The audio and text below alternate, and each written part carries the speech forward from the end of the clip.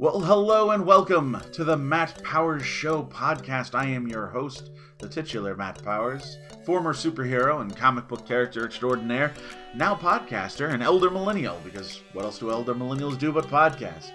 Thanks for joining me today. It's something I've had on my mind lately, and I really wanted to talk about. And this is gonna be one of those things where I kind of talk a little bit, and then I kind of backtrack a little to explain what I'm talking about, and then we get back into the argument or the discussion, as it were.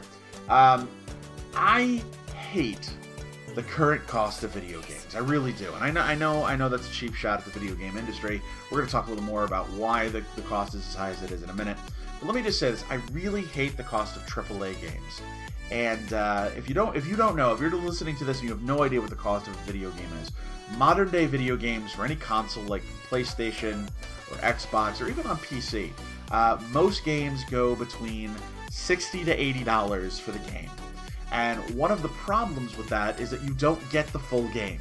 Usually you get a game, don't get me wrong, you get a game, but then there's also additional content over time to update the game, and that's an additional fee. It's what's called DLC, or downloadable content, that you also have to pay for. So that's an additional $7 to $10 per DLC, or you buy the DLC season pass or whatever for $15 or $20 or whatever it is.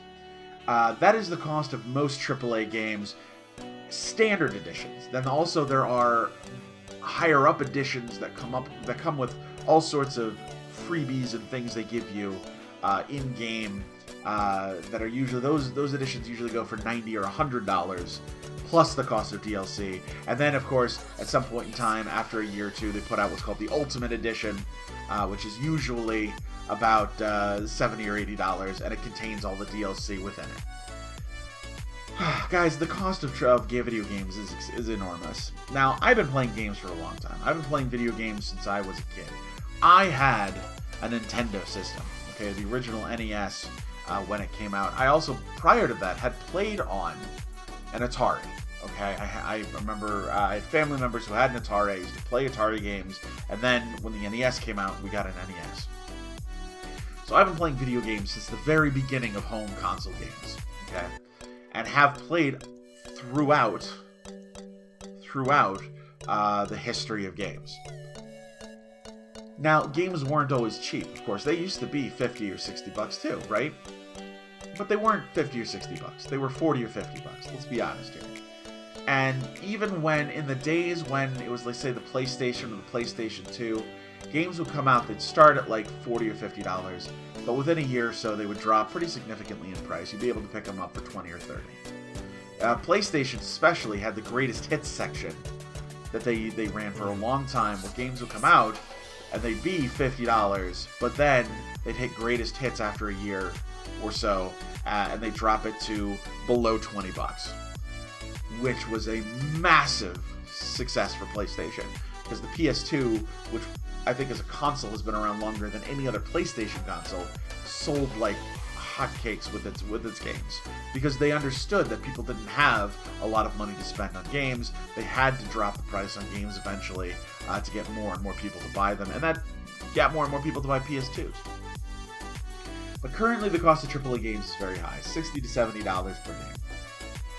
Why is that? Okay, so let's talk about why that is. To the best of my knowledge, I mean, maybe I don't know everything that's going on here, but to the best of my knowledge, you got a couple of things that are affecting the cost of games. First and foremost, long development times. Most games are in development now for, 6-7 years before they hit the shelves. So you have the investors who are putting all this money into the games, are expecting it to come out at a certain time, so they have to not only hire more people to work on the games, but they also have to push people in order to get the games out as fast as possible. That adds to the cost of games. It simply does.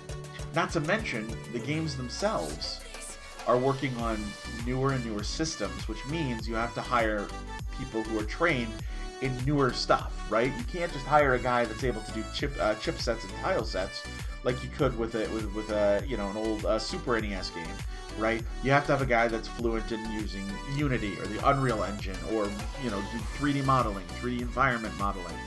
You have a lot that goes into the building of games now that was never in games before. In addition to that, marketing. You have to put together a massive marketing campaign. You need commercials on television. You need, stuff to put on the web. You need interactive events to announce the game. So the marketing budgets are also pushing up the cost of these games. And then at the end of the day, games, even at $70, aren't making money in the first year, right? It isn't until after that, they might sell, I don't know, 500,000 units at launch, but then they also have to sell an additional 1 million units on the back end just to be able to cover the cost.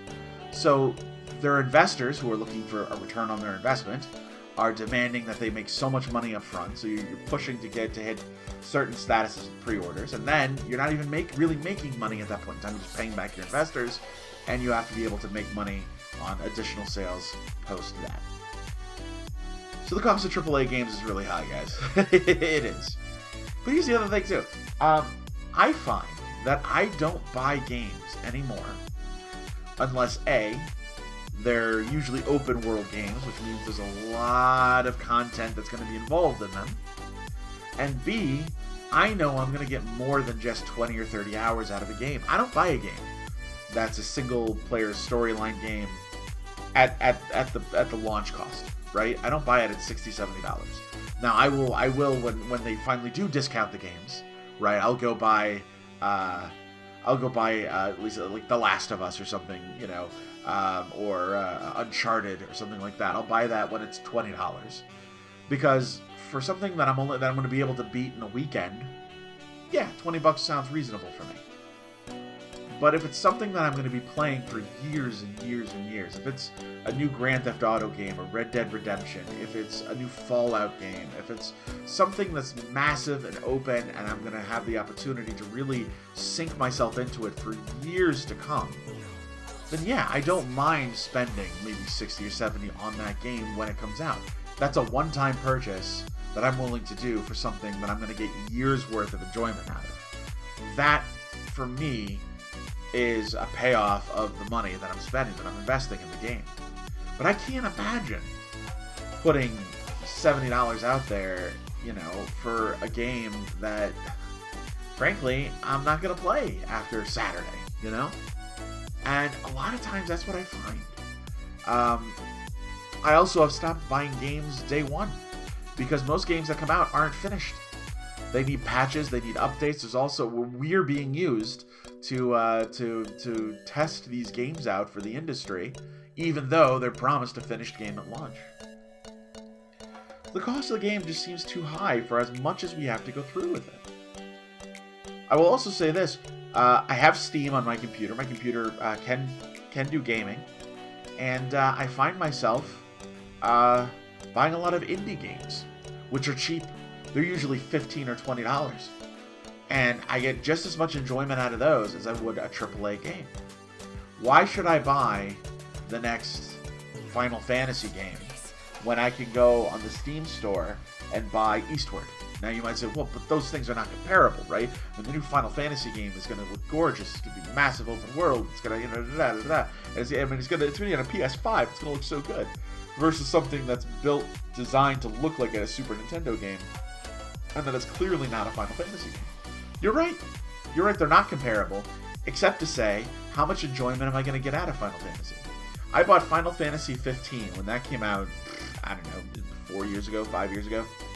And I played it for about 3 weeks. That was it. I was done. That was a waste. That was a loss for me. That was poorly invested money. Now, not everything you buy has to be a good investment. You can just spend money on stupid things and be happy with that. Sure, of course you can.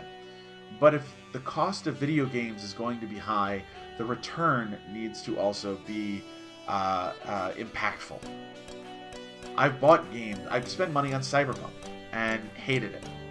It was not the game I felt that was promised to me.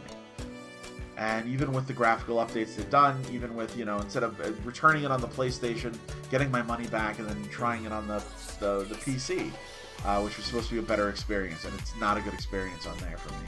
The glitches, the problems, I felt like, why are we doing this to ourselves? The cost is too high. I'm investing in stuff that I'm not enjoying. The price tag is very high for that initial investment. And I really feel like we've gotten to a point where AAA games don't need to keep being that expensive. And here's what I mean by that. We keep seeing, especially look at the PlayStation 5. Here's a great example. PlayStation 5 has come out. Next gen system. What do those games do more than my PS4 games? Nothing. Nothing more. The games themselves are not designed to do more than my PS4. Graphically, they look better. I'll admit to that. It's got, 4K Ultra, ray tracing, whatever. Cool. But the games are still the exact same. I played the new Ratchet & Clank, right? For a little bit. It's fun. I liked it. It's just like every other Ratchet & Clank game I've ever played. It's just prettier. I played, Miles Morales on a PS5. Just like playing it on a PS... Then I played it on a PS4. Same game, right? I didn't feel like... The load times were less. Who cares about that? Like, the game was the same game. And I foresee games coming out that are just the same thing over and over again that we already have on current gen systems or last gen systems, if you want to think of it that way. But now they're going up in price because they look better. We can cut that out. I mean, there are some games you want to look good, right? Sure, great, yeah, absolutely. In some games you want to have 60 frames per second because you want to be able to play competitively online, sure. But when they're making the next Resident Evil or the next Last of Us or the next Ratchet & Clank, does it have to be that, does it have to look that good on a PS5? I mean, are the current games not good enough? Couldn't we instead invest in the games being bigger or more expansive or more intricate or with new processes that require the higher processors? That, for me, would be a reason for the higher price. And I look at these indie games that come out, I'm like, a team of like 5 guys puts together a fantastic game at $20. A team of 1,000 people put together, the new Spider-Man game, and it's not going to be that much better than the other ones I've played. It's the same mechanics, the same system, it just looks better. So here I sit, complaining, basically, to the internet. The cost of AAA video games are too high for me. I'm tired of spending that money. I can spend it on other things. Now, do I have to spend money on video games? No. Do I like to spend it on video games? Yes. So am I going to complain and whine about this even though this is not a key component to me being able to live in this world? Of course. It's the internet. Of course I'm going to complain about something that doesn't matter. But it matters to me. The cost of AAA games, I feel, is too high. What do you guys think? Okay, you've heard my side of it here. Again, there's no right or wrong. This is all subjective anyway. This is just how people feel about things. Maybe you enjoy paying the high price tag because you like the better graphics. Or maybe you are also frustrated with the cost of AAA games and wish things could be the price of indie games, or even just the price of games from 20 years ago. Let me know down in the comments. Leave some comments. The only thing I ask is that you're be nice in the comments, guys. Let's all be civil. We can disagree without yelling at each other. But let me know how you feel. And if you don't want to leave a comment, if you don't want it public, send me an email, davidcampproductions@gmail.com. I'd love to hear from you and hear what you have to say. I'd love to get your side of it. If you disagree with me, especially, I'd love to hear your side of it. Or if you do agree, I'd like to hear that you agree. Thanks for coming, guys. Make sure to do the YouTube shovel and like and subscribe. And I'll see you all next time here on the channel. And as always, this is Matt Powers saying, Powers out.